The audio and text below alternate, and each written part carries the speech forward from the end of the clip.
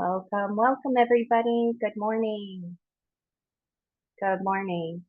Quinn, just a moment of housekeeping. I'll be doing all of the slides and no need for support there. I figured it out on the back end, so thank you for that.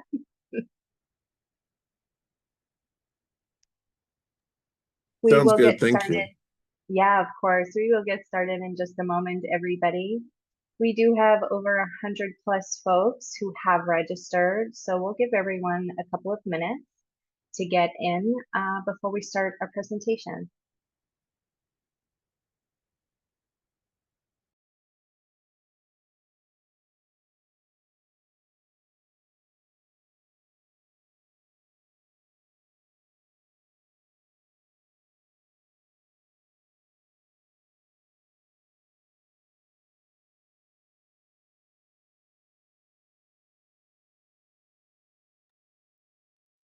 As everybody is entering the space here, we do encourage you to add your name and agency to our chat window today, if you could.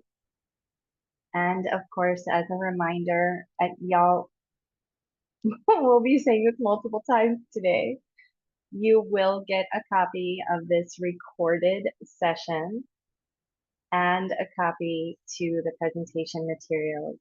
You'll get links in an email by the end of the week. And I say by the end of the week with my fingers crossed. But we're usually pretty on point with that. We'll go ahead and get started. It's just 2 minutes after. Thank you everybody for being here. My name is Jody Weiner. I am the Learning and Development Specialist. And today we will be talking about Introduction to Trauma-Informed Care.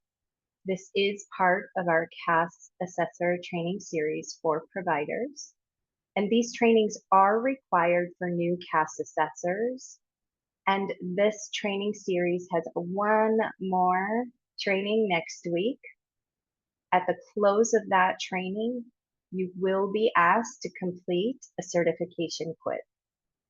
Throughout each training series, we have these little yellow bookmarks that help you to identify what will be on the quiz. We also have additional resources that you can find on our training website. And again, you will get a link to that information. Additional housekeeping, we will be using our chat feature today for engagement and feedback questions. If you have a specific question you would like us to answer, Quinn and myself will support you in this, but please use the Q&A function. Again, our training is recorded and closed captions, and today's two-part training will include myself and Quinn Jones-Hilton. I do want to remind you, this is a trauma-informed care training. It is at an introduction level. However, there may be some content or some conversation around areas that you may feel yourself, shoulders rise, a tight breath, tightness across your chest. That's your body saying, please get up and go take a break. Please get up and go take a break, right? This work is recorded, so you can always come back to it. This training is going to help you, hopefully, that's the intention, to break free of judgment and to create connections to human-centered care through trauma-informed practices. Today, we'll explore what capital T trauma and little t trauma is and how it shows up in the brain and body and the lives of your colleagues and, of course, the clients you get to work with and just people in general as a whole. The intention of this material is to help you learn and feel better equipped to recognize behaviors of activated states of trauma and to recognize the long-term impacts so you can create connection, rapport, and trust with your client. Today, we're going to talk about the concept of trauma and its impact, right? How to strengthen connection and empathetic listening. And we're also going to give you ways to apply the core principles into case management work. And with that, I am going to pass it off to Quinn.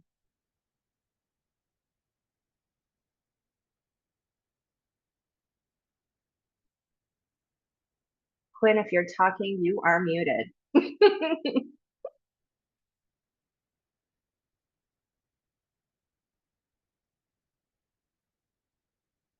Sorry about that. No worries. Realize that. How would you define trauma? And so that's just a question for everyone. How would you define it? And specifically, just how would you define the trauma that is more common to be experienced by you and your clients, the clients that you guys go across? Please feel free to use the chat.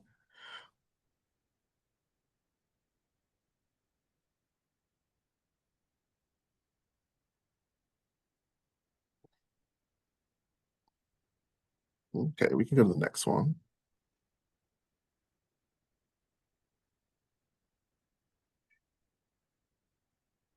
Something emotionally overwhelming. It's an emotional response on intensely distressing, disturbing event that overwhelms an individual's ability to cope. That's a great response. Your past and other aspects in your life, the aftermath of a serious and painful experience. Those are some great feedback. And so, Maya Angelou, she said, trauma is a nervous system deregulating event, series of events or set of circumstances that has lasting adverse effects. And an important quote to just dealing with trauma, no matter what you've been dealing with. This is a great quote from Maya Angelou is, I can be changed by what happens to me, but I refuse to be reduced by it. I think that's a great slide. Next slide, please.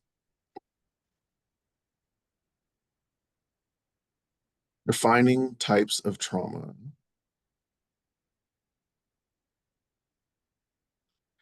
Yeah, I'm just going to step Oh, in here. Yeah, in order to understand trauma-informed care, kind of need to understand trauma. So this next section, we're going to just kind of break it down into small bits because studying this work for over 15 years, it can be a lot sciencey and overwhelming. But really, the definitions that we've added here will definitely keep it simple and connected as possible so that you will hopefully remember. So, trauma in plain speak is an event or a recurring event that leaves your nervous system in a dysregulated state. It's a one time event, an ongoing event, or a global event. Yeah, thanks. Thanks, Quinn. thank you. Yeah, of course. Back to you. So shock trauma. Shock trauma is a one-time event that will overwhelm your nervous system, leaving you unable to process it until later. And so what I would like some of you to do is just kind of look at it, think of some of the ways that your clients can go through a shock trauma, whether it be something that led to them being unhoused, or was it the actual fact that they became unhoused through unfortunate circumstances. And so that's one of the things that we really would like for y'all, for you all to just really think about when we look at shock trauma. And that's a great call out, Sherry. It's not a one size fit all. Oh. And that's very true as well. Next slide, please.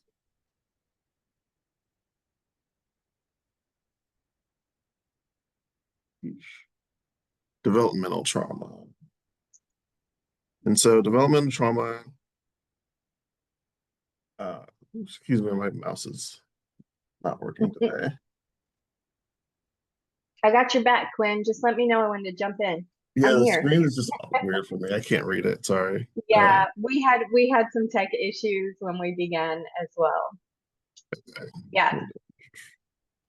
There we go. So Is you it got it? defined? Yeah, I got it. It's a Okay. long-term exposure to traumatic events, usually occurring in childhood, and it can be misattuned of the misattunement of the parent-child relationship and can affect a person's emotional, social, cognitive, and development. And so again, unresolved trauma has lasting effects on an individual's mental, physical, social, emotional, and spiritual well-being. And so this can be just, being exposed to abuse or being exposed to just the effects of extreme poverty.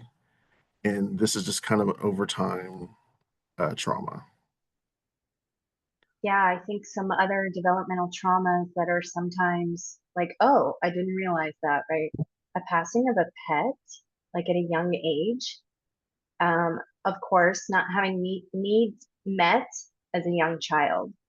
And there's the intense ones that happen in childhood, and that's why we reference a misattunement, right? When adults have grown up in a substance use disordered home or mental health, mental illness home, even just growing up in those spaces will absolutely leave us kind of impacted with these developmental traumas, and we'll see how this plays out throughout the rest of the training. Yeah. So aside from what I shared in the chat, can anyone else kind of like, oh yeah, well, this is a developmental trauma too. I mean, we don't want to have to get into the depth of it, but emotional, physical, spiritual, abuse in the home impacts the nervous system and is developmental trauma. So, does anyone have any other ideas or examples of developmental trauma that you would like to drop in the chat? That's okay. Not everyone can see the chat. We try to keep it private, especially when we're talking of things of this nature. Yes, moving as a child from support system for sure. What about growing up in the system? Like, yes, right? Incarcerated parents. Thank you. Thank you, Skyla. Appreciate you. Yeah, parental separation. Yes, you've got it. You're catching on. Thank you. We're gonna move on.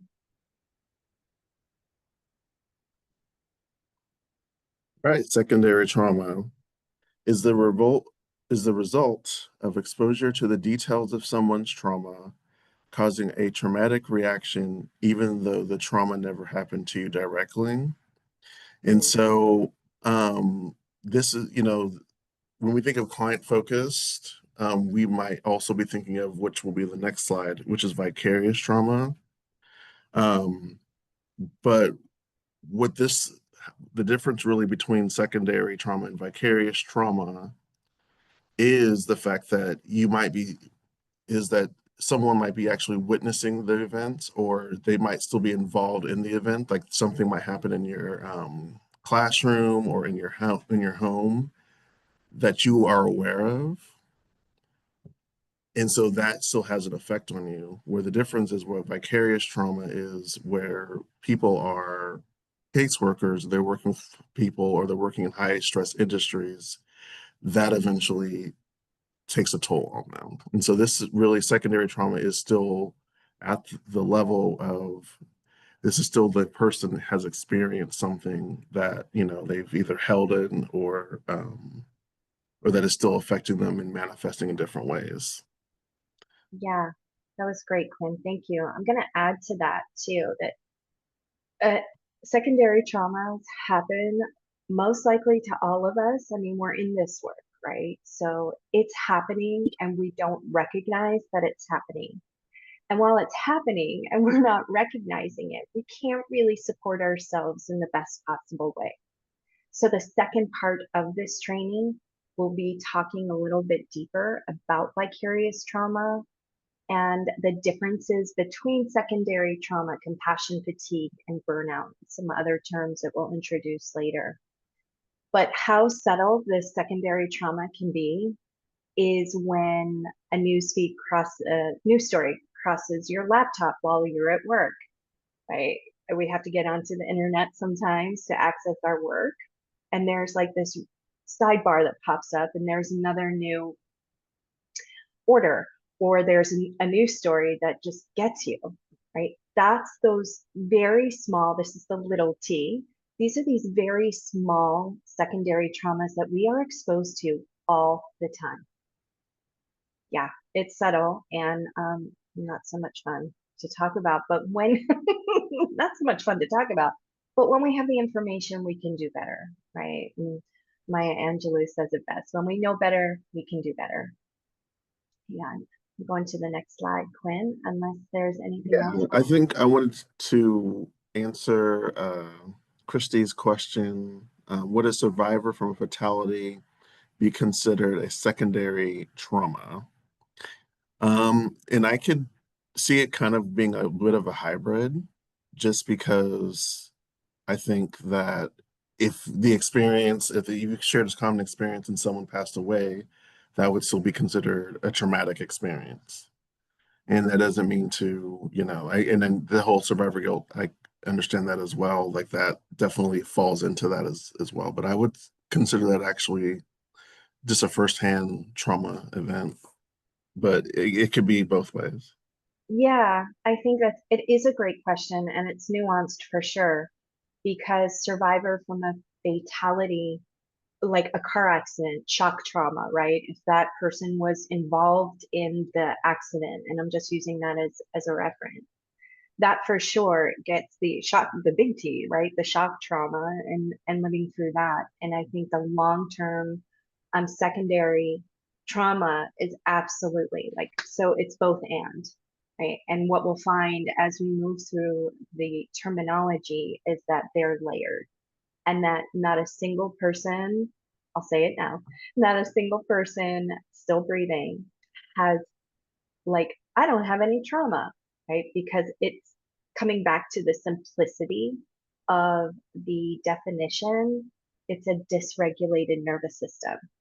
So we can all kind of connect with like, yep, I'm dysregulated as soon as I open up my computer in the morning or pick up my phone. Like there's another story, right? So keeping it simple and keeping it in that mindset of like, well, I guess we all have variations of it.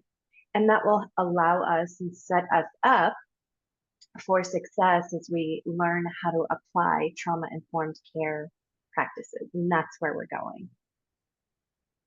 Yeah, no worries being late. We're happy that you're here. All right. What do you think, Quinn? Ready to move on? Oh yeah, we're ready to move on. All right.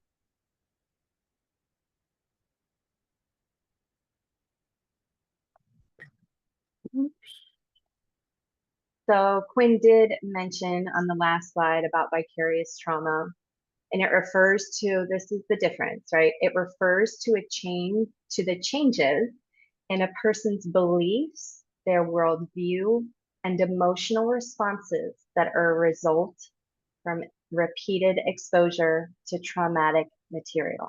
This is very specific, and this definition came out of Sam, I always, SAMHA, SAMHA.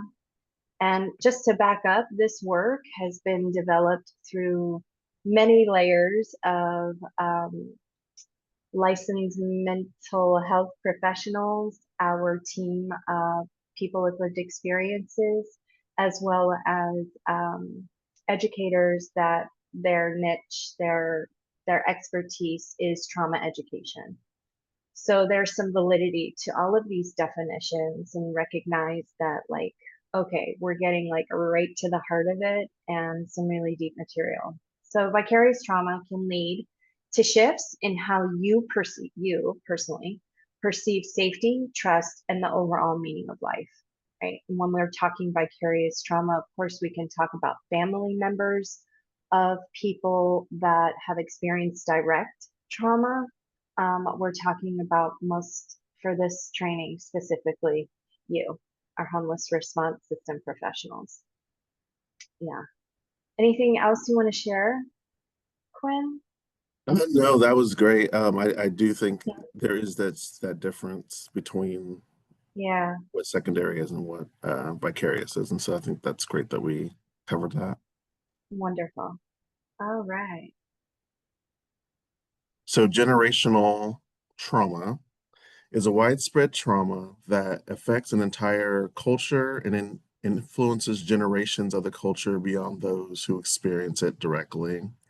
And so, that can go to the African American experience, that can go to the indigenous people who were here in America, that can go to all the people who have been colonized, who have their countries colonized. That can go to even just women who have been second class citizens, not second class, but considered second class citizens for years. And so, just what does that and how does that show up presently into an individual who might not necessarily be affected by that directly, but they are still affected by it just because of the effects of what happened to their culture and their identity. So, if you did you have anything to add to that, Jody? I have so much to add, but I want to keep an eye on our time. Yeah. Um, yeah, and keeping in mind that this is an introduction level, right? I have to keep myself in check. But I will add, if anyone in the chat, of course, wants to provide some historical and generational trauma examples that have been passed down. For example, of course, in preparation for this training, I always do research because I like to bring emerging data to something like this. And I came across this terminology, which we'll talk about later, but there were stories about how generational trauma is perpetuating, of course, the moral injury and how we'll get into moral injury later, how we sometimes are passing down and we don't even realize we're passing down. And I've got lots of stories on that one, but I'll keep this one short and simple. Um, school, school teachers, right? They've learned how to um, operate in the system. So they focus on what they believe are the high performers. And this was really disturbing to me. But the high performers are absolutely, without getting into any racial content and equity content, but the high performers were addressed in classrooms based on generational knowledge and what worked in the past. And of course, the historical is, I mean, we have been talking about land acknowledgements and labor acknowledgements and some of the work that we do. So those are the obvious historical trauma examples that are being passed down. Without calling out exactly, yes, being a Black woman has caused so much trauma. Absolutely. Thank you for naming it, Sherry. I appreciate it. The stress of survival and always in danger for simply being Jewish. Alfredo, thank you. I appreciate that. Thank you for naming it. Yes, I'm there with you. Parental abuse or neglect, repeating similar patterns of emotional disconnection. Yes, Victoria. Control or avoidance with their children, even addiction or incarceration. Yes. Jews have been attacked by other nations for thousands of years, and this is generational trauma. And I'm so sorry. And yes, I felt that. I felt that is, I got the little shivers. Thank you for sharing that, Alfredo. All right. Childbearing. Ooh, that one's subtle. Thank you, Deshawn. The criminal justice inequality that has led different cultures to be affected throughout generations. Thank you, Eunice. Yes. Alcohol. Yeah. The belief that children should be seen and not heard.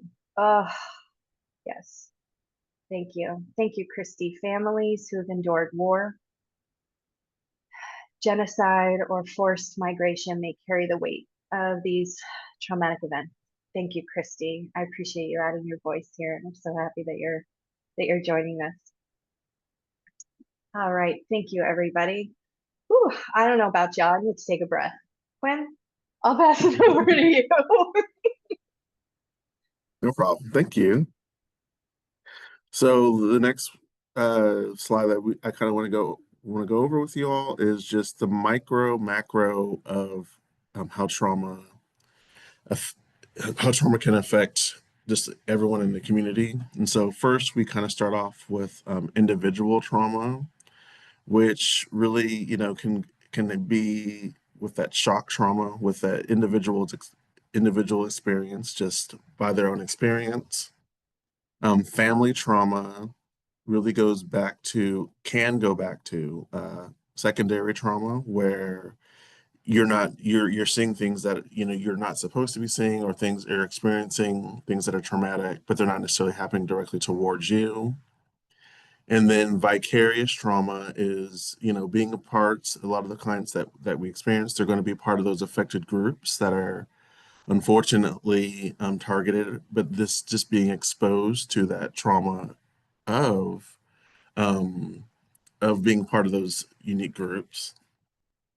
And then the third one is generational trauma, which goes to just, being a part of these different groups, being part of the BIPOC, LGBTQ, gender identity, all these things kind of compound. And then when we look at a bigger scale and scale back and scan out, we look at the mass trauma and how do these small things kind of manifest. And so when we realize that everyone has the potential to have some type of experience of trauma, and that we have to be grounded and understand how can we be there, how can we be present in that moment, and how can we help support them, not necessarily completely heal, but let's help walk them through it, and let's get them to a point where we can both collaborate and we can both help deal with this individual's crisis. And so this is really important to understanding just, you know, any one of our clients can be experiencing all of these all at once. And, it's really our job to help navigate, but also not re traumatize. And I think not causing more harm. And I think that, understanding that, not everyone's going to be on their best day, and understanding what area is triggering them is going to be key. Did you have anything to add? No, that was wonderful. Thank you. When I like look at this and its overview and I look at the screen and I see the layers, the word that comes to mind is a ripple, right? That these experiences that we have ripples out into our families, and then it ripples out into our communities. And there is this continuous ripple that is happening throughout our country, and I mean globally. There is a continued sense of interconnectedness. Like there's no separation, right? It's all connected. So to think that clients can come in and be present while they're in the middle of their own traumas, I think is it's a challenge, right? And when we come back to the client perspective of this particular training, this information is really to kind of level set, like, oh yeah, let me just step back and remember. They can't make eye contact, right? We'll get into behaviors in a moment, but like they are dysregulated. They are not grounded. And there is this request to make life decisions when they're in survival mode, which we'll get into in a little bit. But I did want to make sure that we recognize with this slide that there is this intersectionality that is happening with the traumas that we're experiencing personally, professionally, and of course globally. So thank you for that. Yeah, please continue. Thank you. Yeah, of course, to drop your feedback in the chat. Quinn? Thank you. And so this is a really important question. I feel if you don't feel like answering it, You just want to kind of process it internally, please feel free to do so. But which type of trauma do you see the most in your casework? And I do see this term associated with economics, trickle-down cruelty is a form of trauma caused by those in the upper SES. I'm not sure what SES means. So Um, answers in the chat.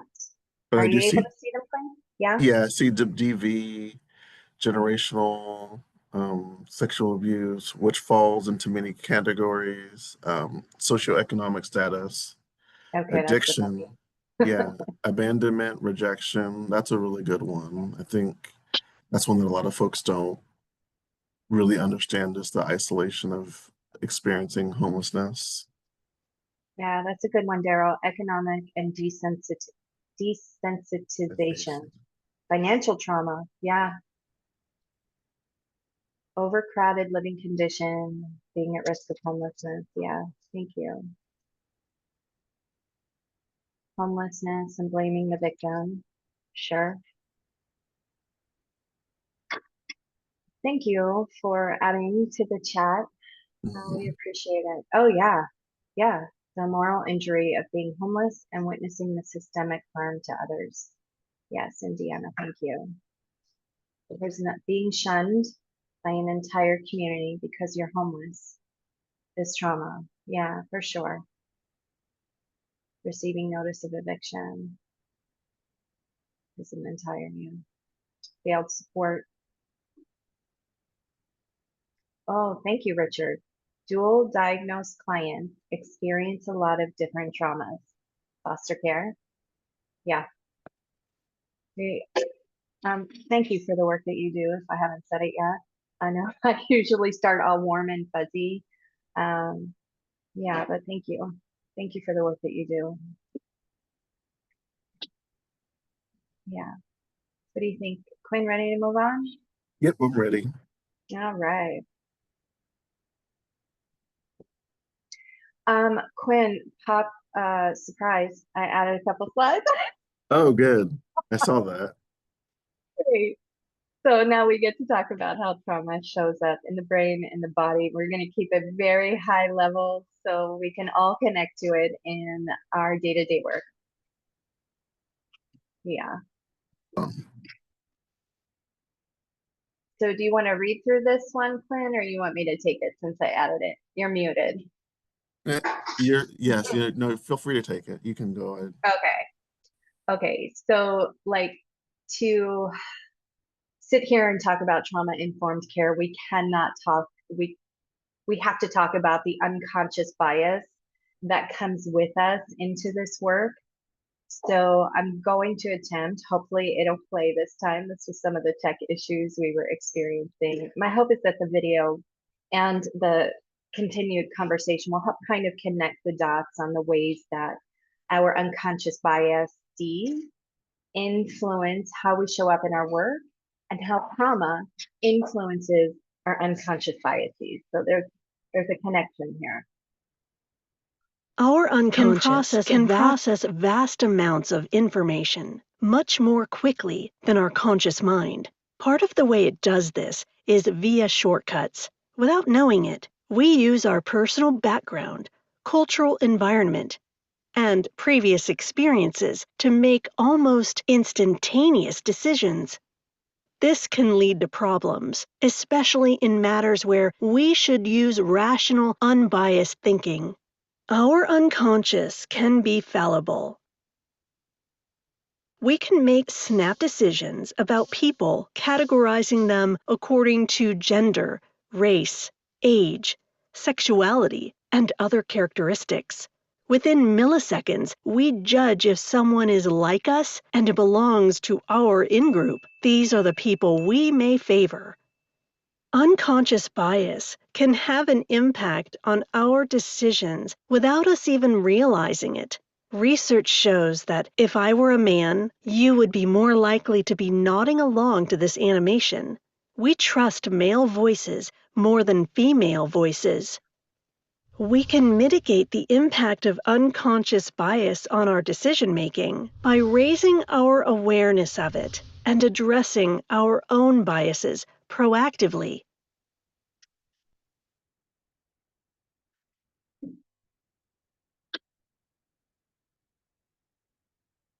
I'm so hoping that you all were able to hear that. Yeah, So, we were able to hear. It was good. fantastic. Thank you, Quinn. So, connecting unconscious bias to a trauma-informed training is kind of, for me, it was a no-brainer. Oh, thank you for the thumbs up. We love the emoji. I appreciate it. Um, unconscious bias is a term used to refer to attitudes, stereotypes, and beliefs that can affect how we treat others. It's in unconscious ways we show up based on previous traumas, and it impacts how we judge others based on many factors. But let's find the intersection here of the unconscious bias and trauma. So bias can be a source of trauma. When people are treated unfairly due to race, gender, disability, or other identity factors, as Quinn mentioned before, these experiences can be traumatic. Right? These are the little T's, right? For some of us, it's a big T, especially when they happen repeatedly. Microaggressions, discrimination, or being excluded or misjudged can accumulate and cause lasting psychological harm. That makes sense, right? Trauma shapes our biases. Traumatic experiences, especially those from childhood, can shape how our brains assess safety and threat. This can lead to unconscious associations that are rooted in survival versus fairness. For instance, someone who has experienced harm from authority figures may unconsciously mistrust people in uniforms. That's a whole other conversation. Or leadership roles, right? Not because of who they are, but because their brain has been wired for protection. That's our survival mode. So trauma-informed care asks us to create safe, we'll get into that, inclusive environments that recognize the impact of trauma and seek to do no further harm. A key piece of this is acknowledging our own biases and how they may influence our behavior. By becoming more self-aware, reflective, and humble about our own unconscious biases, we can better support healing, dignity, and empowerment for those that we get to serve. Yeah. I'm not a read off the slide kind of facilitator, but I think these 4 points are very relevant to kind of have and reference back to. Quinn, back to you.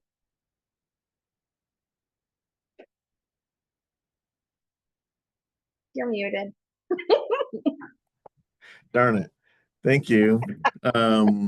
Thank you. So, what does trauma look like?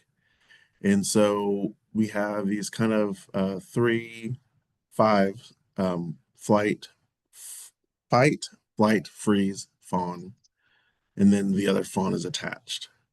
And so when we think of flight, we think of anxiousness. When we think of flight, it is about being disconnected. When we think of freeze, we think of just being stuck.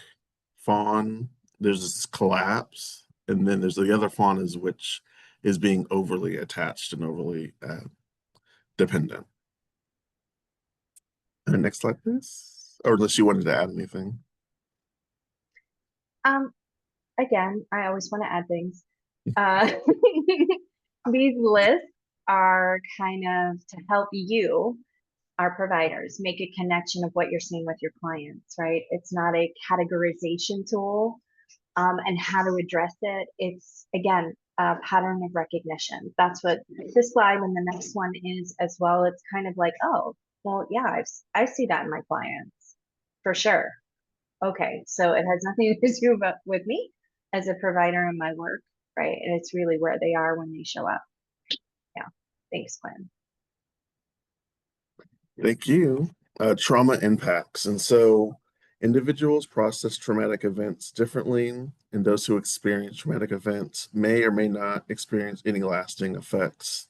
And so I think someone said earlier just about there's not a one size fits all to to how you are going to how you respond to trauma. And I think that understanding just the different ways that folks can do it and the different coping skills will be key to being able to continue to gain trust with your clients. And so where trauma impacts is going to be emotional, behavioral, physical, cognitive, sensory, and then interpersonal. And I'll just kind of let you guys read just kind of what's below it, but just to understand this emotional and difficulty, PTSD, there's just different things that you guys can all go over really quick and before we go to the next one. I think the one that stands out for me is the cognitive, because we don't necessarily think about that, right? We think of like the high level, the emotional state and the behavioral, right? And we can see it in physicality too, once we become in tune with what we're seeing. So the slide's really helpful. Thanks, Quinn. We're Yeah. going to move on. Trauma triggers.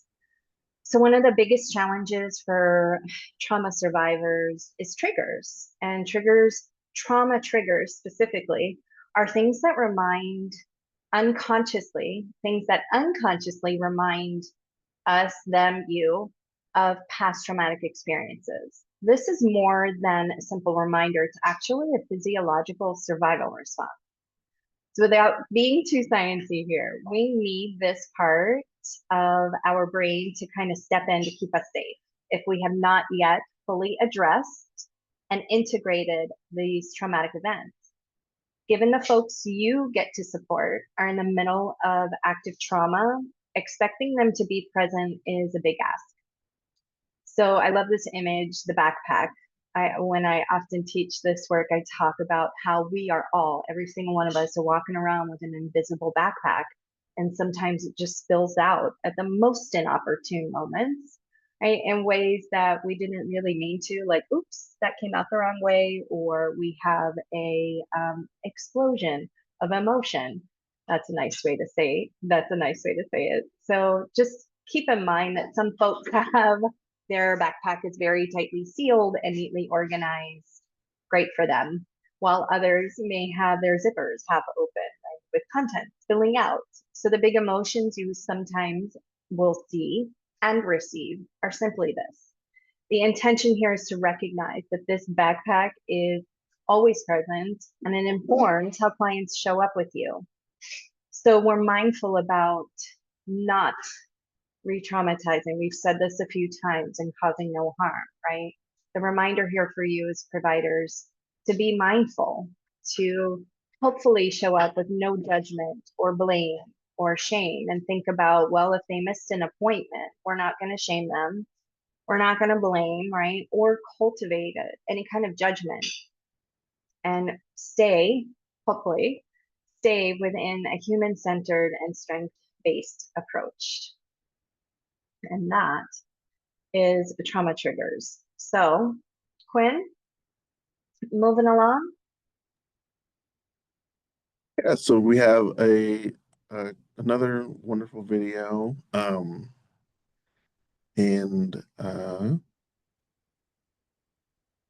Yeah, should you I want to just play it? Yeah, go ahead and play it. We can discuss it after the end. For Weave, trauma-informed care starts from the second that a person enters the building, informing every layer of your practice. So not as you're informed about trauma, but that informs the way that you do everything, including the way that your environment is, to the way that you interact, to the way that you ask questions on your forms, to ways that you can support clients. It's a whole nother layer to like holistic care. When we talk about trauma-informed care, it's exactly what it says. You're caring for someone or for a community, and it's being informed by the understanding of what trauma is. I guess a common thing that is an outcome of people that have experienced trauma, especially if it's ongoing or really frequently experienced, types of things like neglect and abuse of various types. is that the person who is experiencing that trauma is left in a constant state of fear, expecting something bad to happen, and that has a lot of psychological and physiological impacts on the person for the rest of their lives. And as a social work trained counsellor, it's just common sense, or it's just, I don't know, embedded into our brains that you always work from a client-centred perspective. The client is always the expert of their lives, not you. You're there to help guide them through the journey to healing, or through the journey of whatever it is for them. It's not about telling them what to do or labelling as something. We feel very strongly about being flexible and meeting the needs of the client. Every client is different. Every client comes to you with a unique perspective on life, with unique experiences, unique goals, unique needs. So it's really important that we listen to that and respect that.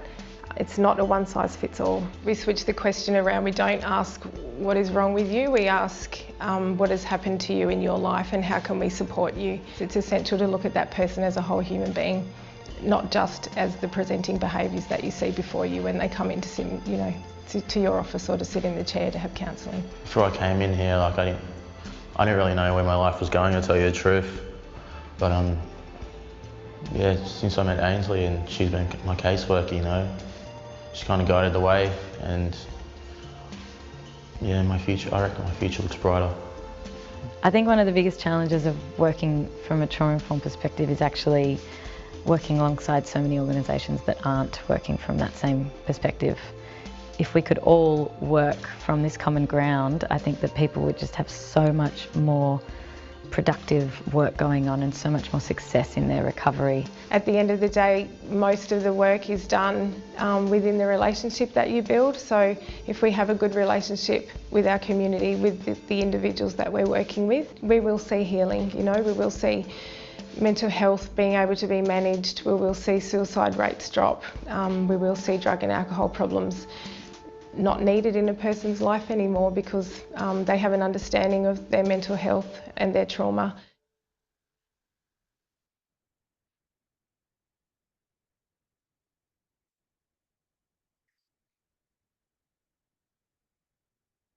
So many wonderful things mentioned there.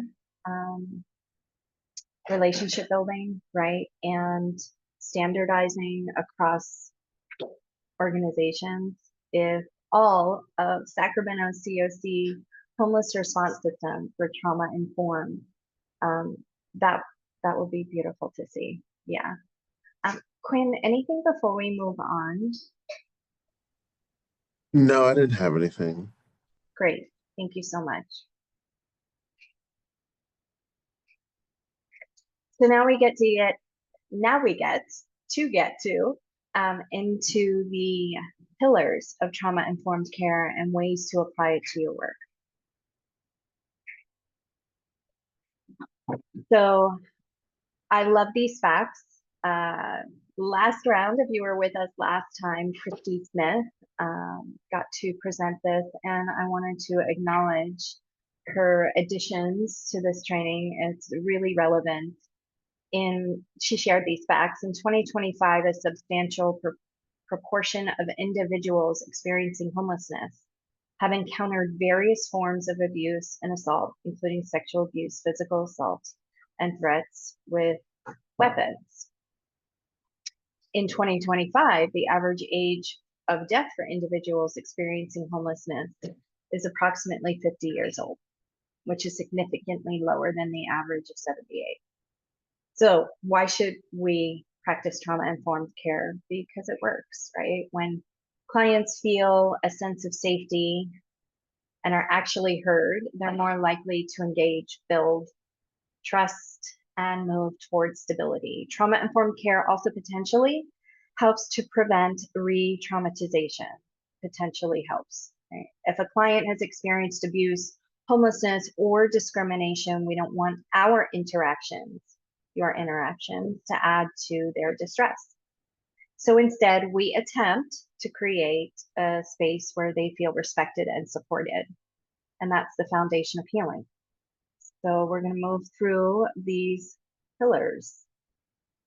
The trauma-informed care provides us a framework to create a safe and supportive environment for clients. As we continue exploring trauma-informed care, it's important to understand these 6 core pillars that help guide your practice, our practice of being trauma-informed. They focus on key areas that ensure we're offering the best possible care, acknowledging the impact of trauma, and empowering clients to regain control over their lives. So we're going to take a closer look at each of them. And again, please use the Q&A for questions, and we will come back to the Q&A at the end. Oh, there's the little yellow bookmark. Time to pay attention. So the first one is safety. Both physical and interpersonal is the foundation of trauma-informed care.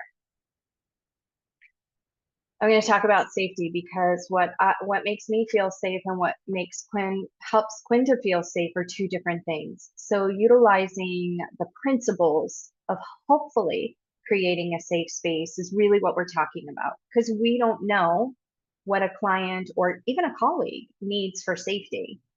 That's why we emphasize with this work creating security and a brave space free from judgment and shame or blame for any choices or past actions.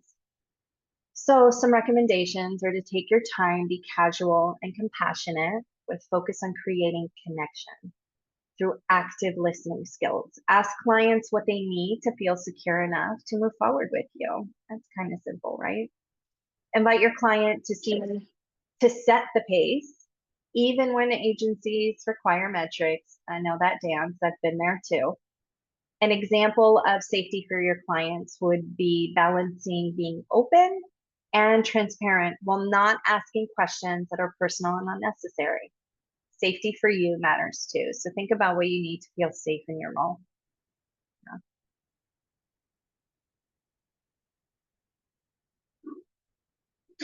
Quinn? Thank you. So the second one is trustworthiness. And so clients may expect people in authority to let them down. And I mean, I know that we've kind of all had clients who, a caseworker came out and said they were going to do something and they didn't. And so I think that, it goes down to help your client the most is to be trustworthy, to be honest, consistent, and clear, and to let them know, this opportunity is going to may take a while just to manage the expectations. But also including the client, not letting things happen to the client, but doing things with the client. And I think having that approach also really helps with trauma-informed care. And it also kind of leads into the next one, which I believe is Jody. Look at me. That was me. I was on mute. My turn. So I think, when we talk about trustworthiness and transparency, especially with youth and young adults, they don't want to be shamed or judged for behaviors, missing an appointment especially when they stem from unresolved traumas, just seeking regulation. Instead, celebrate what is working and meet them where they are, right? That's the human-centered, strength-based approach. Transparency is to communicate openly about services and processes and any changes that may affect them. I think giving clear information about applications and timelines and eligibility criteria, that's kind of like the transparency part. Yeah, so try to regularly update clients on key status without leaving them wondering. It helps to build trust, and it also reduces anxiety. Yeah. So peer support. What this could look like is really reframing a lot of conversation. And I think really for me, it leans into healing happens in relationships, right? It doesn't happen in a silo. So many clients already feel isolated. So peer support is powerful, even for providers. I've been frontline collaborative meetings, frontline learning collaborative, and the connection there is wonderful and it's vibrant and it's full of energy. I see that in housing problem solving trainings as well, because peer support matters.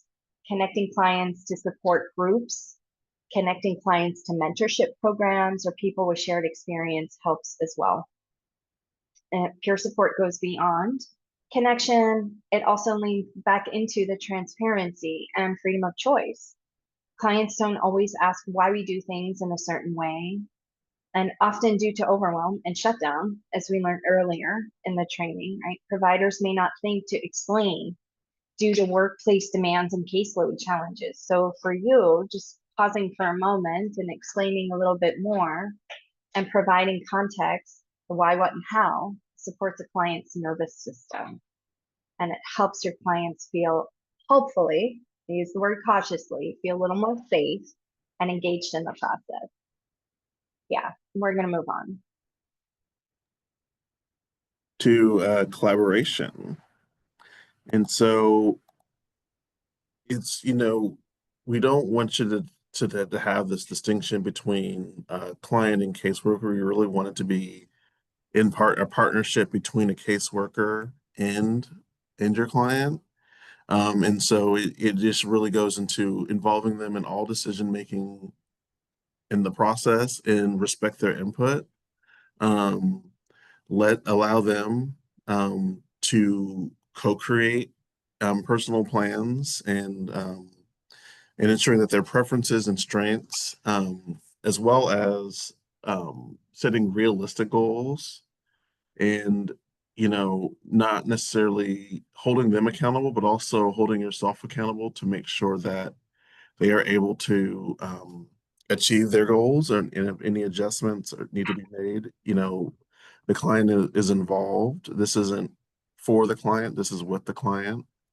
And I think that that's really this is why this is one of the most important pillars of trauma-informed care. And then we can go to empowerment.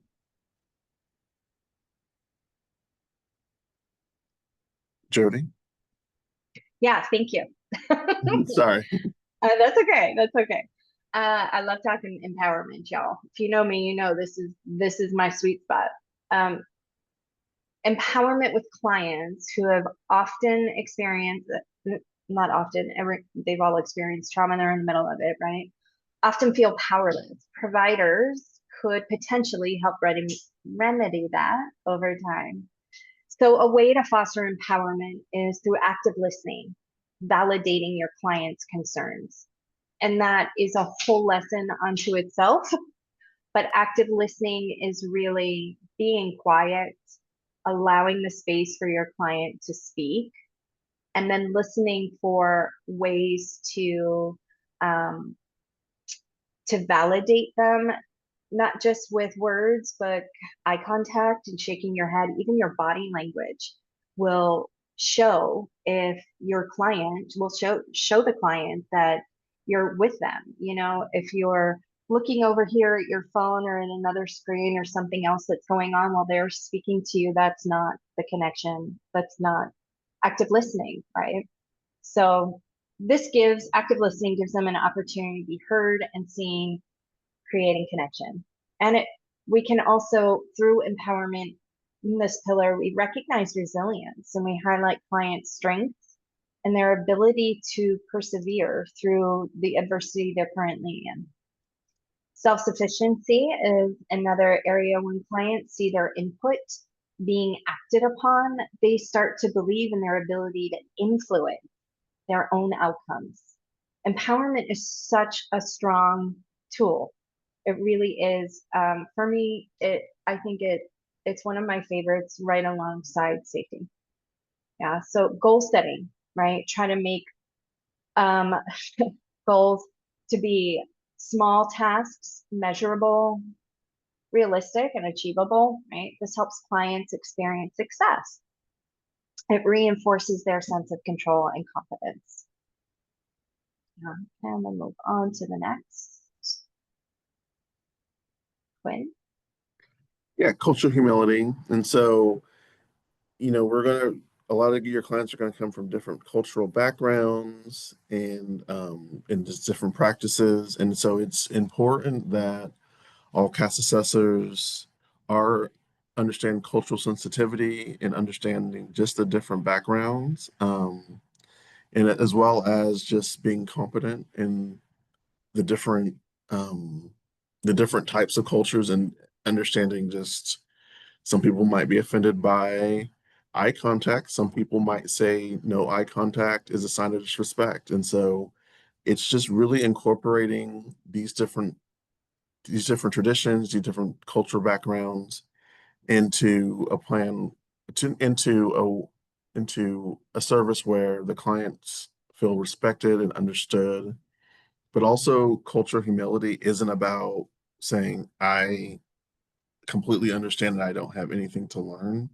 Cultural humility is a continuous process, and that it shouldn't, there's not, there's so many different things that we understand about different cultures that changes, and you know, and there's so much nuance already to it that keeping informed and being engaged with the idea of being cultural humility, with delivering cultural humility is going to be key to the delivering trauma-informed care to all your clients.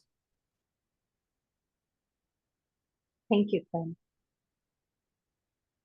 So we are at about an hour. We're just at the hour of this part of our training. We do have a second hour that we're gonna kind of carry over into with our best practices. We'll be about 15 minutes with this next portion, then we'll take a short break and return to the understanding vicarious trauma and prevention strategies. So these best practices are suggestions based in case management work. Awesome. So best practices is reinforce connection, build rapport, and then promoting client empowerment. And so next slide, I think we'll go over them. So client empowerment is celebrate them showing up and giving them credit for small wins. Acknowledge their highlights. That is one of the things that they really go over, is having a more strength-based approach to how we interact with clients and letting them know that they are driving the bus to their own lives and they have the keys to it. Being able to listen and understand what motivates them and what inspires them is going to really help them. Focusing on strengths and then instill hope, and then as well as understanding the client support system and what support systems can help them get through this crisis is going to be also key, and it's going to help them be comfortable with wherever their journey leads. Next slide. Building rapport. So first thing is to start with questions they know the answers to, just to kind of familiarize them and ground them. Be sensitive and be aware of your own body language, and just always be actively listening. Being empathetic and authentic. One of the things that they go over in the HBS training is that there's a difference between sympathy and empathy, where sympathy is, I just feel really sorry for you, I'm just really sorry for you. Empathy is, I understand that you're going through a traumatic experience. What can I do to help in any way? What can I do to support you? And then just being authentic.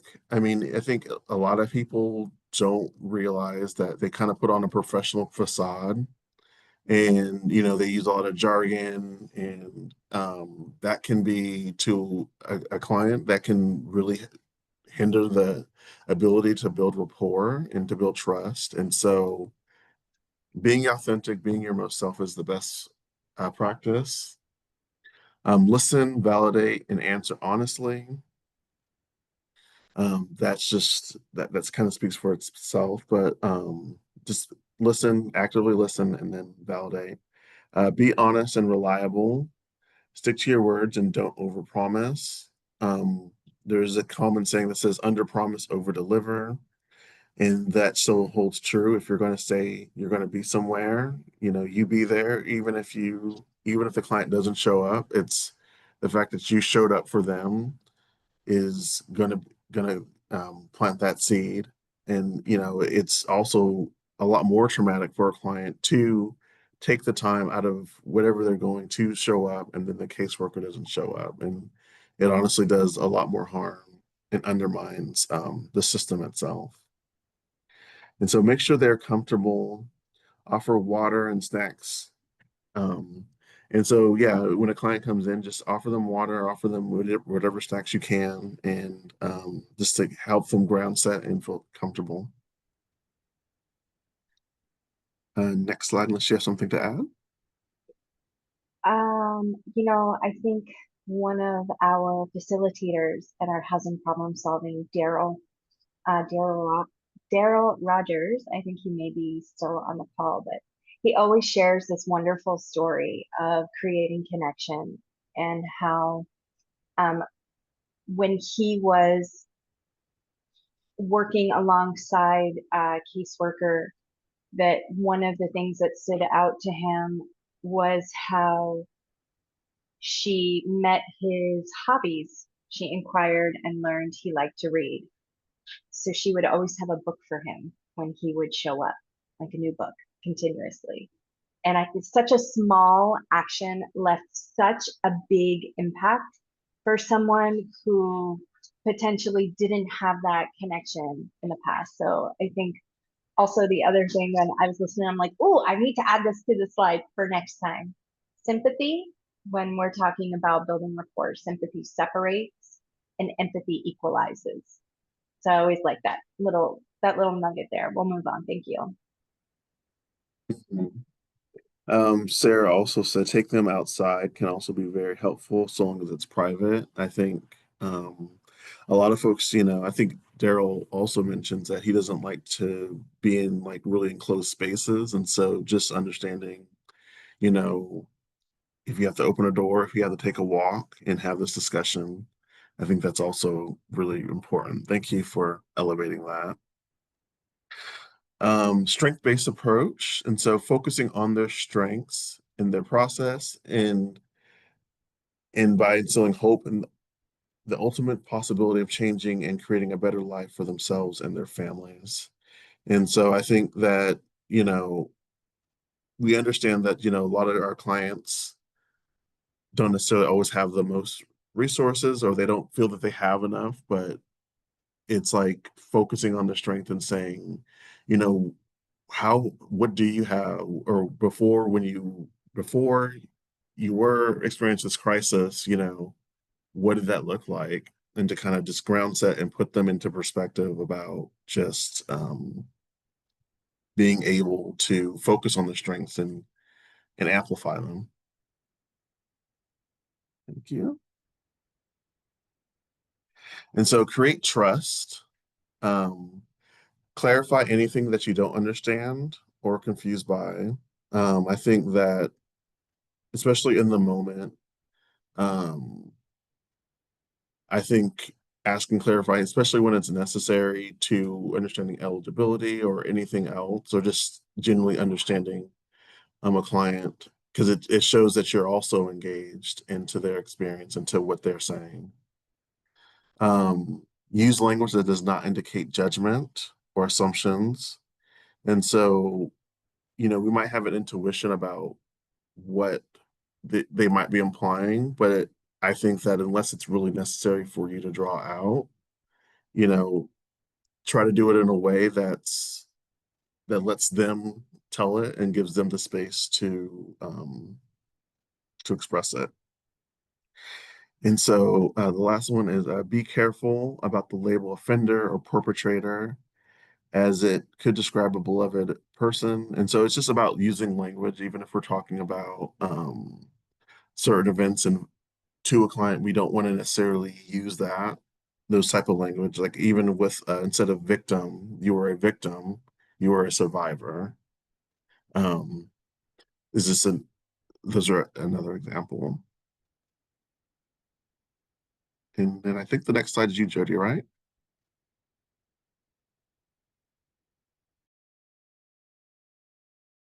Oh, I'm muted. You're muted. I win bingo. We're going to move along in the interest of time and talk about ways to create connection with your clients. So, and the importance of connection, right? To feel seen and heard and validated with no judgment. There's a famous quote by Brene Brown around connection. It'll be in your slide deck. But we do want to move along so we make sure that we get all the work brought to you. So these are just suggestions. Again, English for some is a secondary language. So we want to make sure if they don't speak English, that we find someone who does, right? That's the first level setting, connection and communication. Quinn mentioned earlier about jargon. If you're going to use an abbreviation or an acronym, explain it first. Acknowledge nonverbal communication as well. Some people communicate more from behavior than words. You know, our crossed arms and sitting back in our chairs says a lot about engagement and presence. So just notice these things. When someone is talking to you, lean in and being culturally respectful, of course, as well. Yeah. Acknowledge silence as a way of communication too. I think one thing we need to be mindful of is what people aren't saying is just as important as what they are saying. So please keep that in mind. And then move along. Quinn, it's up to you to summarize and wrap it all up. Alrighty. So today we kind of went over these three main ones: is understanding trauma and what it is, how it impacts you psychologically, physiologically, and your well-being, and recognizing the different types of trauma, strengthening connections, using empathy and trauma awareness, building trust through sensitivity and understanding is essential, creating an environment for survivors to rebuild a sense of control and empowerment. Applying trauma-informed practices, core principles include safety, trustworthiness, collaboration, empowerment, and cultural sensitivity. And then meeting your clients where they are at and using strength-based and human-centered language. And then integrating these principles into case management improves care and support for all individuals. Wonderful. Thank you so much, Quinn. The TLDR slides are fairly new, our summaries, right? It's the pay attention to the key takeaways. So we are going to take a short break, and our next section is understanding vicarious trauma and strategies to prevent and address it. So we will be back at 11:20. It is currently 11:13. That should give us a moment to maybe get some fresh air, some water, do all the things necessary to do. We will be open to Q&A. Quinn and I will both be here to answer some questions through the Q&A. And those that we want to answer live will stay for the end as well. So enjoy your break, and we'll see you shortly.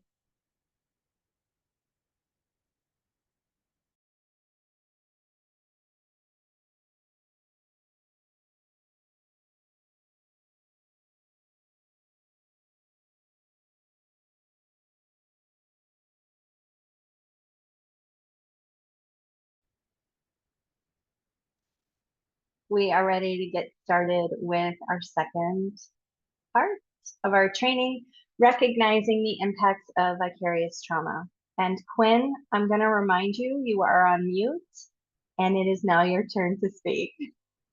Thank you. Alrighty. Next slide, please.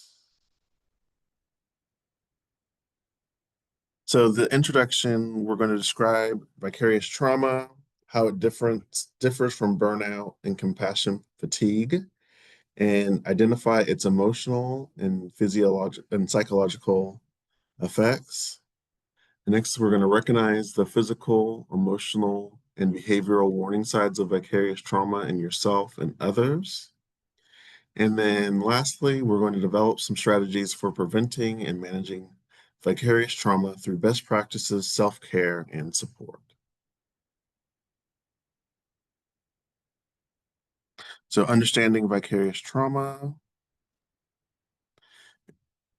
And so the next slide is just, you can leave it in the chat, please. What are your thoughts in a word or two? What is your current experience with vicarious trauma?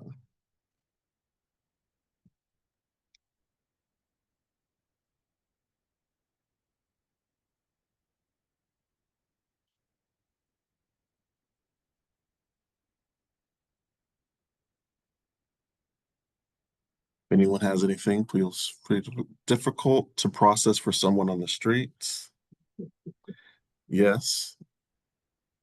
Learning the client story with DV.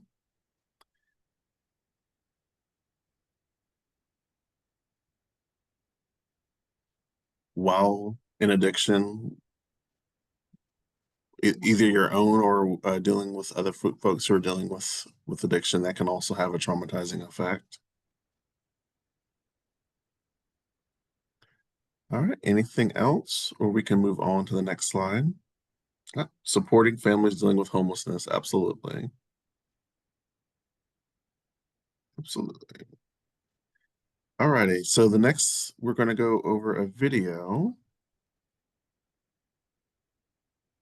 And Jody, did you want to add anything We about understand this? that our No, nervous system thank is you. affected by stressful events. When you are a helper, which is a therapist, or for many of our clients, they're physicians or in other frontline positions, not only your nervous system is affected by stress, but your nervous system is affected by another person's nervous system. So you're working with someone who's just been through a traumatic event, is maybe seriously struggling with a trauma that's happened to them, and you're providing help. Your nervous system will get stressed as their nervous system gets stressed, and your nervous system will downregulate as theirs does. This is the sign of a really good therapeutic or healthcare relationship. You're connected.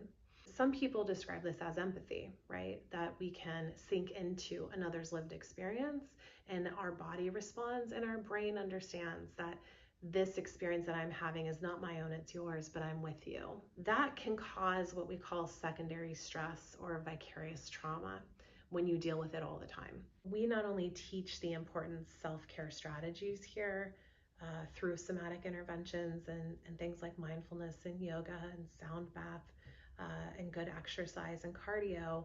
But during the weekends too, when there's no formal therapeutic interventions, we're encouraging them to journal, write poetry, take those walks, and even just spend time by themselves to re-regulate. And we want our clinicians to do the same. If you don't understand the nuances of your nervous system and how it ebbs and flows and how it's affected by others, you develop longer term stress conditions like PTSD, even though you might have never experienced a trauma firsthand. Just you being a helper to other people who have can impact your nervous system for the long run. Self-care strategies and teaching people who have never learned those is really key to preventing those long-term stress responses. There were there are so many great tips in that very short 3-minute video, but we're definitely going to go into a little bit more. So we talked about it in moments ago. It feels like moments ago, about vicarious trauma, sometimes confused with secondary trauma. She mentioned it as secondary stress. So I think that's relevant. And it's a cumulative process. Over time, hearing graphic or emotionally charged stories can alter our worldview, our sense of safety, and even our trust in ourselves and others. The key difference between direct trauma and vicarious trauma is that we are indirectly affected, yet the impact on our emotional health can be just as profound. Recognizing this early allows us to take steps to protect ourselves and maintain our capacity to help those we serve. Yeah, there's a really great link here in your PDF. You'll get this about a toolkit to kind of address vicarious trauma and prevention strategies. Oh, look at that. There's the yellow bookmark again. All right. So this next slide is lengthy, and it really identifies and talks about the variations and the workplace challenges. Right. So Quinn, I'll let you take it away.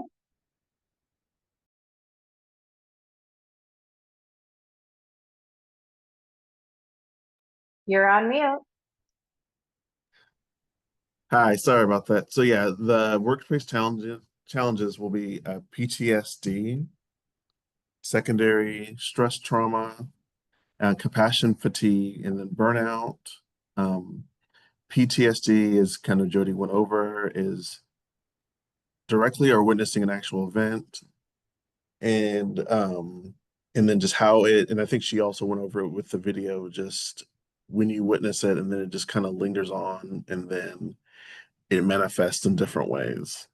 And then secondary stress trauma, behaviors, emotionals from knowing about it, and then compassion fatigue, a combination of physical, emotional, and spiritual depletion associated with caring for clients. So having to be kind of on the front lines of differing people's crises is eventually going to affect you. And there's just the odds are against that not happening. And so unfortunately, when it does happen, we have to address it and give yourself the space to do your own healing and to do your own self-care.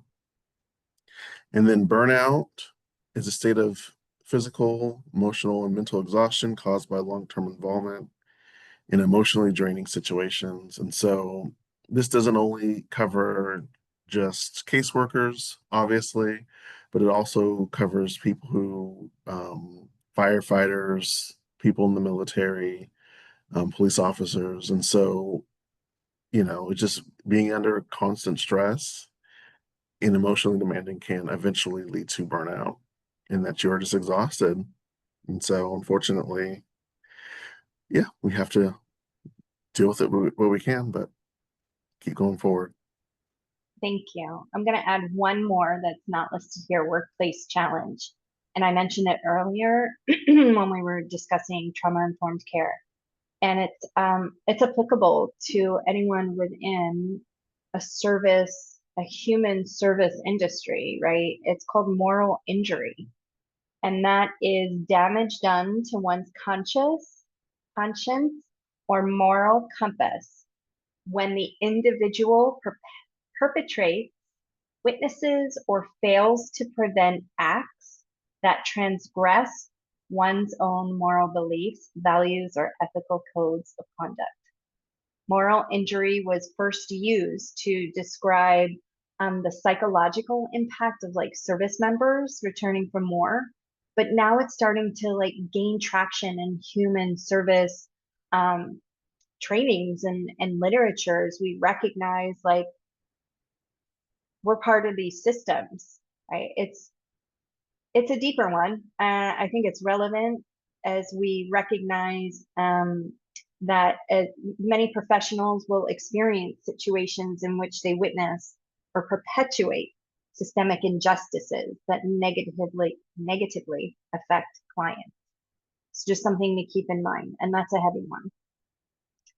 Yeah, the next slide will talk about some risk factors here. We've got personal and professional levels, right? A few examples include lack of quality supervision in professional spaces. Like these are things that are happening that sometimes we don't have control over, right? There's a high percentage of trauma survivors in caseload work. There's worker organization mismatch, a lack of professional support system for trainings, hopefully we're filling in the blanks for that. Inadequate orientation, right? Not getting enough of where everything is and how to do things, and the next thing you know, it's like week 1 or day 3 and you're right into case management work. Personally, your own history, right? That invisible backpack that we talked about, pre-existing psychological disorders within yourself, isolation, these are kind of risk factors for vicarious trauma. Loss in the last 12 months, loss of a loved one, a pet, right? A job, inadequate support system of your own. Yeah. And additional personal risk factors, we all have these histories that draw us to this work, right? And what we don't always recognize is that we may very quietly be getting triggered on a day-to-day basis, and it builds up. Even though we have high levels of empathy, I think it's essential to recognize that we can also make professionals more vulnerable. As professionals, we are more vulnerable to absorbing clients' trauma, and we don't even realize it. We also sometimes have, I'll say we, also have difficulty in maintaining professional boundaries. This is a big one because we're doing such personal work, and there's been spaces I've been in through my 18 months here at SSF where I've heard people say, I don't ever close my laptop. I don't ever stop working. These people need homes and food and resources, and I don't ever stop. Well, when I remember hearing that, I was like, okay, and it goes right into, well, that particular person most likely is experiencing all their own vicarious traumas, right? And will they be showing up as their best selves? Maybe, maybe not. It's not for me to assume. So some professional risks from an organizational standpoint is heavy workloads and repeated exposure to traumatic material. It can definitely wear on us over time. If our workplace doesn't prioritize mental health or offer adequate resources, we can feel overwhelmed and isolated for sure. And this isolation can compound vicarious trauma, making it even harder to process what we hear or see. The good news is that addressing these professional risk factors through better supervision, peer support, and structured self-care policies, it can significantly reduce our vulnerability. Quinn, it's up to you. You're on mute. I'm checking it now. All right. Thank you. You're welcome. So understanding vicarious trauma. And so that there are symptoms that we kind of went over, but this is another chart that we can go over on the next slide. So first, it's physical. We can have breathing, we can have headaches, fatigue, physical fatigue, immune response. And then secondly, it is psychological. So feelings of powerlessness, numb, anxiety, depression, fearfulness, and then impacts on your sleeping habits. Third is personal mood. So you're either irritable, you can be sleepy, or appetite changes. You can isolate from people, or you can start using substances. Fourth is spiritual. So you just have a lack of purpose. You're questioning life. You're questioning the difference between good and evil. And then things are just from just a spiritual place. You don't feel as connected or present. Cognitive is cynicism, pessimism, hopelessness, preoccupation with clients, and then traumatic image. Six is relational. So you can withdraw or you can become really clingy. You can become mistrustful. You can just lack interest in things that used to bring you joy and used to bring you happiness. Lacking in close friends. You can just, instead of keeping barriers away and continuing to isolate yourself, but even just on not allowing yourself to build relationships over or underemphasizing things. And that goes without saying. Work performance is just a decrease in quality or quantity of work, low motivation, task avoidance, obsession with detail, or working too hard. I think Jody mentioned earlier how there's lots of folks who just don't ever turn off their laptop or don't ever disengage from work. And those are all signs of that you could be experiencing vicarious trauma. A morale, a decrease in confidence, a decrease in interest, and just a negative attitude and apathy. Interpersonal, you could become detached, withdrawn from coworkers, poor communication, and then just conflict or being impatient.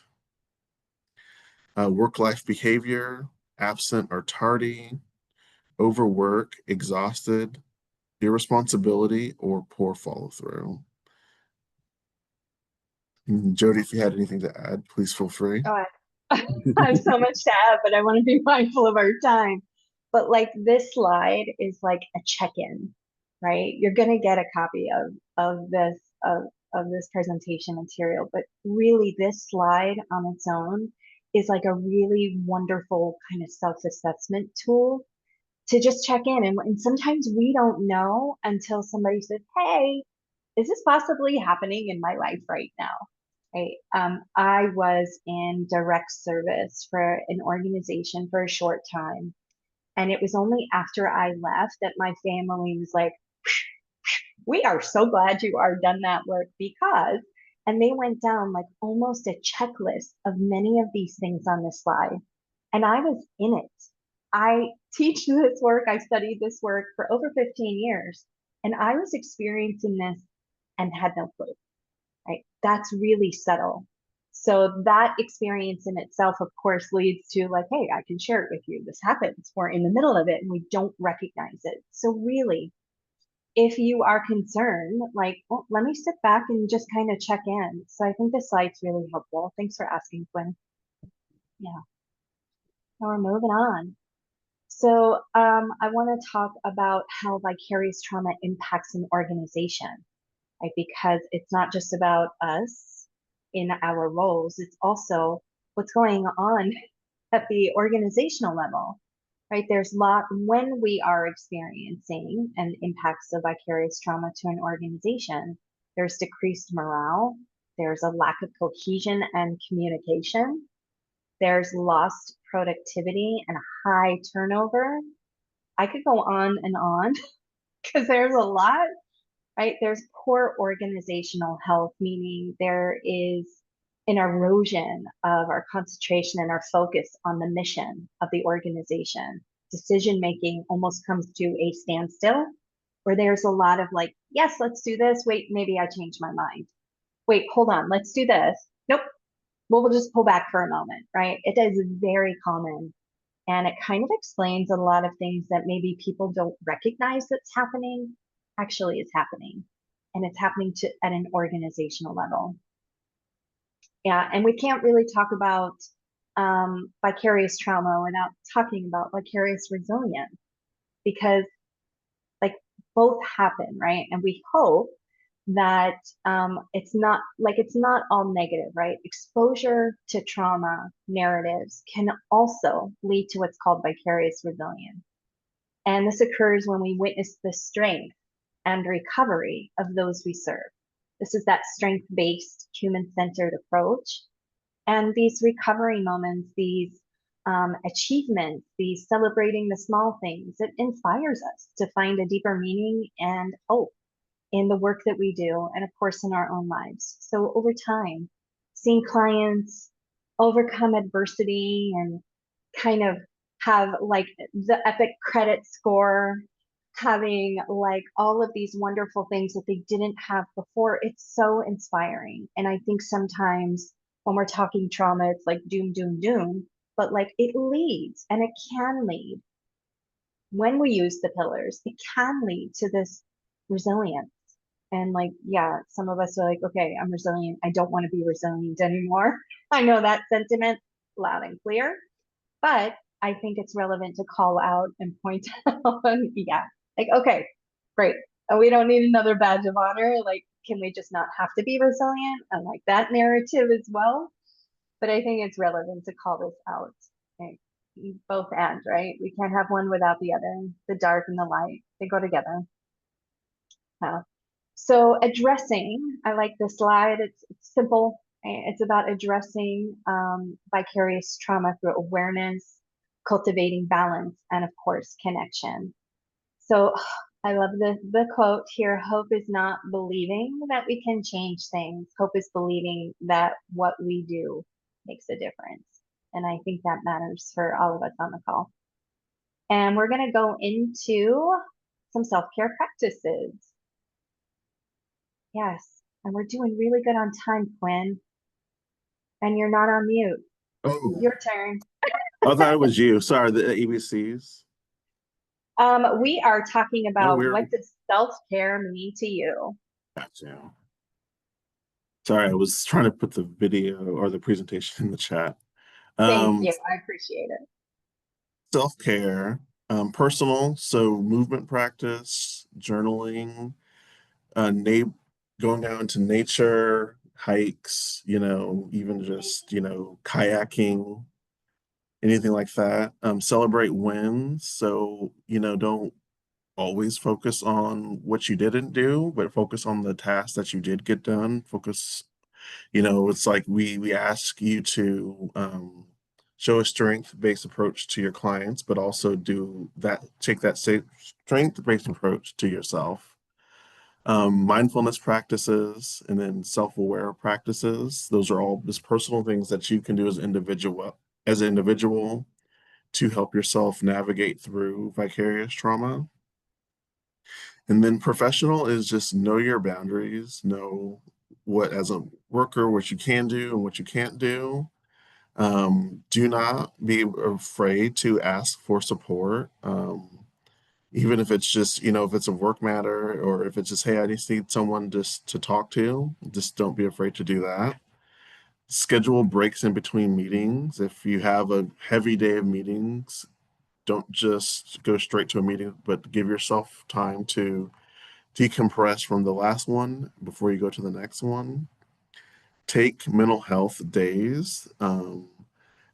Just take time for yourself, let work go, and, whatever you leave on that day, it'll be there tomorrow. And if someone has to pick up for you, well, then you guys can all deal with that later, but give yourself that space.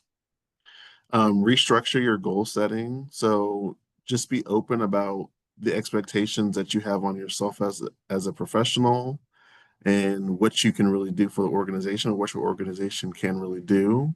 Just so then, again, it goes back to under promising, over delivering when it comes to goals. Discuss your work style. So be open. Just, hey, this is what works best for me. This is what doesn't work best for me. That kind of openness and communication helps your colleagues as well as the organization understand how to best engage you and keep you happy. And then take professional development courses. Again, similar to like what we talked about earlier about this culture of humility, professional development is a work in process. It's a continuous process. We're always working to improve ourselves, and that being able to be current and being able to the best employee that you can be also helps dealing with trauma-informed care. And so what you focus on grows. And so it is human nature and biological survival needs that points the brain needs that points the brain to ways to survive. So we naturally look for danger in what is not working. And so again, we focus on what you can do and celebrate the small wins. Another task, I think an old teacher taught me this is that the task at hand with the overall broader perspective in mind, always working towards chipping away at the bigger picture. And so, it's like, yes, you might be overstaffed. You have all these clients who some might be eligible, some might. You have to get them doc ready. Don't focus on all that. Focus on you're with the client right now, what needs to be addressed and what needs to be accomplished during this interaction with. Yeah. Thanks, Quinn. I was reading some of the chat Oh, because there's some good stuff I want to come back to. oh, Yeah. please. Yeah, but I'm curious if you all want to drop into the chat, like just one thing that you do for yourself. We're done talking about client celebrations for yourself. Like, do you have a check-in with maybe your supervisor or a peer group that like you celebrate wins? Because that creates coming back into that ripple analogy, right? It creates a momentum of celebration and it elevates. There's some science to it, right? It elevates our um, serotonin and our dopamine to focus on what's working and what's growing. And these small wins lead to big wins. So I think it's kind of helpful to like, let's take a moment and think about how we celebrate. Right? Listening to music is wonderful. That's just a wonderful self-care kind of tool. I'm wondering what you do for yourself, right? Because we're talking about self-care practices now. Something to think about. We're going to move on. And in the interest of time, and again, these are self-care practices. You're going to get get these slides. And I want to go along a little further into additional practices because Quinn mentioned this about incorporating mindfulness daily. And there's some really helpful suggestions that we kind of went through fairly quickly. And I wanted to come back to this. Okay. And in the video, she mentioned it as well. She mentioned the word somatic practices. And somatic practices are movement-based practices to encourage and support healing, right? And it actually is like mindlessly dancing, going for a walk without your phone, right? Just being present to where you are. And you don't have to name what you're healing, right? It just is it's a very natural biological process that happens, right? When you're going for a walk or running or journaling, movement practices, sports, karate. What is it? Everyone's playing pickleball, y'all. I haven't tried that one yet. That's one though, to like release tension out of your body that we don't even realize we're holding on to. Mindfulness practices are very mind-based and they're wonderful if you include, right, some sensory practices as well. And I love this one to have accountability with friends. Set a reminder on your phone. The last time we did this training, Quinn, I don't know if you did it. I recommended like, hey, wouldn't it be cool if we set an alarm on our phones, everybody on the call at like 3 o'clock, an alarm goes off and it's a moment of gratitude. My alarm still goes off and I think of my providers. I think of all of you at 3 o'clock every day. And I was in the middle of a meeting last week and the alarm went off and I was in the middle of a meeting with providers. So it was kind of cool. That's kind of the set reminder on your phone. Be playful, find your strengths, and always share celebrations with others. Quinn? Oops. Journal reflections. So the work-related stressors and traumatic events most present with me are, and so these are just it's really important to journal just to have perspective because you can have perspective on where you've been and then you can kind of have an idea, at least a little inkling of where you're going to be going or, how you are going to react. And so I think, keeping a work journal just for yourself, it's not, for your organization, but just for your own self and for your own growth is really important. Especially when dealing with traumatic and events, and it's a way to have that own time to give your own self space as a good routine. Yeah, and there's this value to writing it down and being able to read it later, for that reflection to really help prompt your memories. And yeah. Thank you. I was reading in the chat, the question was like, hey, how do you celebrate? One Georgia shared, I check in with my cohorts daily for self-care. I read, take nature walks, and create art. I can't believe I left that one out. I love that one. Thank you so much for sharing. Meditation, you're speaking my love language. It's an awesome addition to mindfulness. This one I want to read out loud. Tiffany, me and my family do let it go plates once a month. One side things that are bothering us, the other side things that we have direct control of, and things don't look so bad from that view. We don't share and from that view, we don't share and tie it up in a bag and let it go. Put it in the trash, no mess. I love that.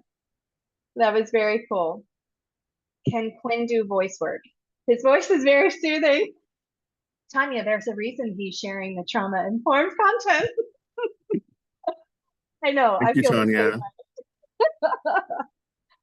way. And let's see. Francois, I hope I'm saying your name right. When I need a big mental break, I try and go fishing with my granddaughter. That's so precious. And our youngest daughter, they always make me laugh. Laughter is so necessary. Thank you, everybody, for sharing that. And I agree. Quinn, I've got some great scripts, some meditation scripts. We can do it as a little side gig. Yes, absolutely. Yeah, Yeah. meditation is also really good. Just even Yeah. in the moment, just even if it's and I think a lot of people before they start it, they get really hung up on like I can't do it right.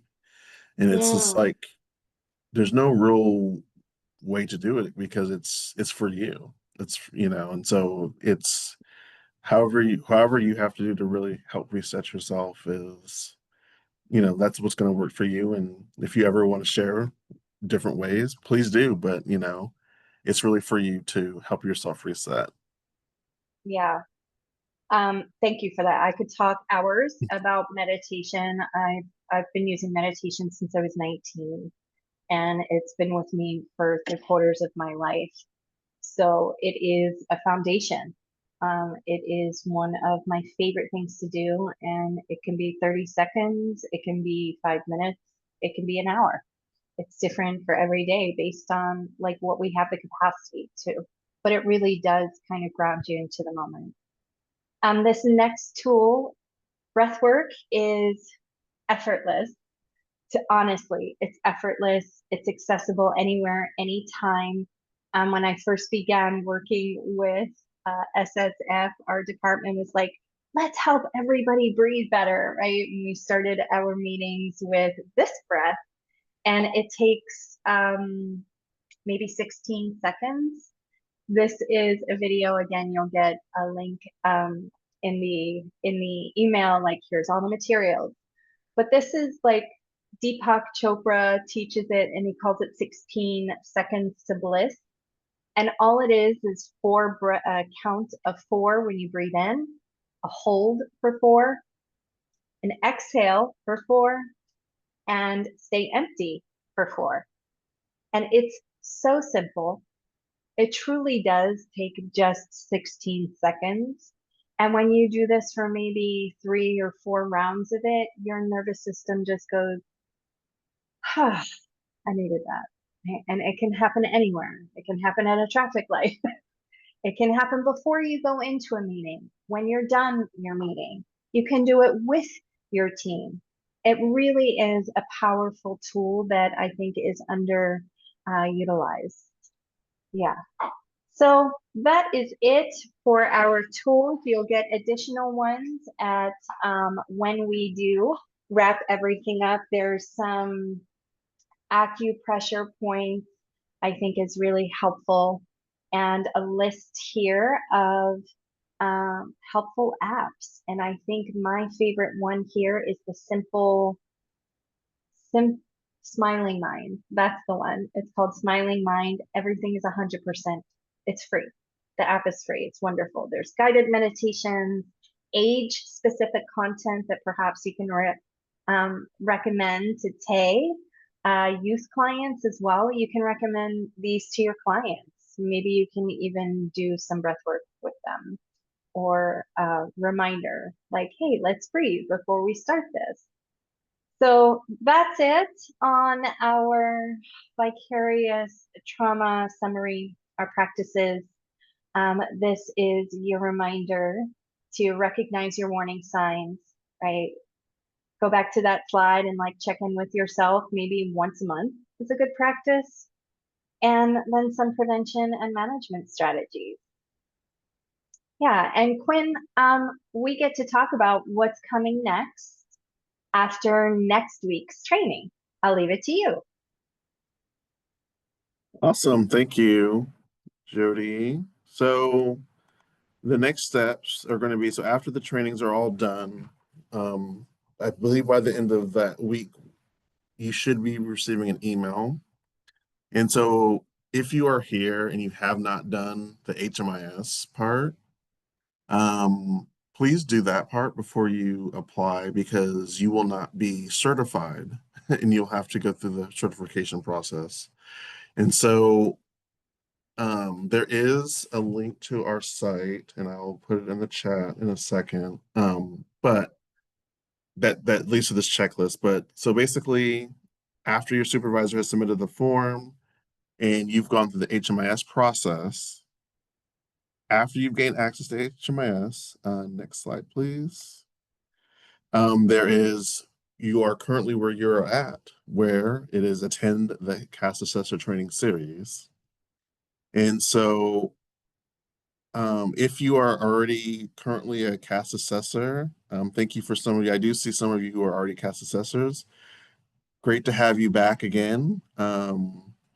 But for those who are not CAS Assessors, you would have to attend the CAS Assessor training series, and then hopefully also review the Housing Conversation Best Practice Guide, which is all on our website. That will kind of help just fill in a lot of the more technical gaps about just how do you build rapport, what are some of the best practices, and it has things about EVH. And so the next step, which is the third one, is so after the training series, you're going to get an email that will have a form for you to fill out. It's an onboarding form. Once you fill out the onboarding form, you'll receive another email, which will have the CAS Assessor user agreement, which you will sign. And then after you sign the user agreement, you will receive an email which will have the quiz. And the quiz must be passed at, I believe, 100%. And you'll have 3 opportunities before you'll have to wait, like I think, 2 weeks to do it again. But then after that, you'll receive a congratulatory email from HMIS. And then you will have access to the HMIS program, as well as to the crisis assessment and the housing conversation tool. And I will now, I'll drop it in the chat, the link to our website. Thanks, Gwen. Yep. As well as the checklist that was just shown in the slides, just for clarity. Thank you. And that wraps up our training today, and we made it on time. If anyone has any additional questions, please feel free to email trainings@sacstepsforward.org. And if you have specific questions about material that you want more information on, or perhaps an addition to the training, we will be running these quarterly. I think our next training round starts in August, so that, you know, your feedback actually helps create improvements in our training. So when you take the exit survey, please like leave whatever comment you would like. We read them all and we appreciate them all. Thank you again for being here. Thank you, Sarah. I appreciate it. Oh, thanks for the emojis, y'all. It was wonderful spending this time with you. Quinn, any other things you want to address?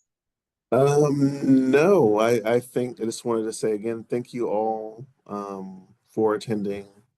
We really do appreciate the work that you all do for the community. It is really critical, and we look forward to working with you all, continuing to work with you all. And I think Victoria asked, you should receive an email from us by the end of the week. Right, a copy to all the information. Mhm. Yeah, okay, Christy, that's what you were looking for. Yeah, the presentation and the recording takes us a couple days to just process everything and get it out to you via email. Yeah, and please take care of yourselves. You are so important to this work, and I look forward to seeing you all. The next training is next week, same time. We'll be working with Monisha and Daryl to talk about introduction to conversational case management. And somebody asked about the PSAP training. The PSAP training, we actually call our housing problem solving training, and that is in June. Please email me if you would like that like to attend. We do have a waiting list. Unfortunately, our June training is full, but we do have September and November of space available as well. Again, thank you, everybody. Thank you, Quinn. I always appreciate working alongside you and your very calm voice. Have a Thank wonderful you. day. Appreciate your energy and everything that you bring. Thank you. Take care, everybody.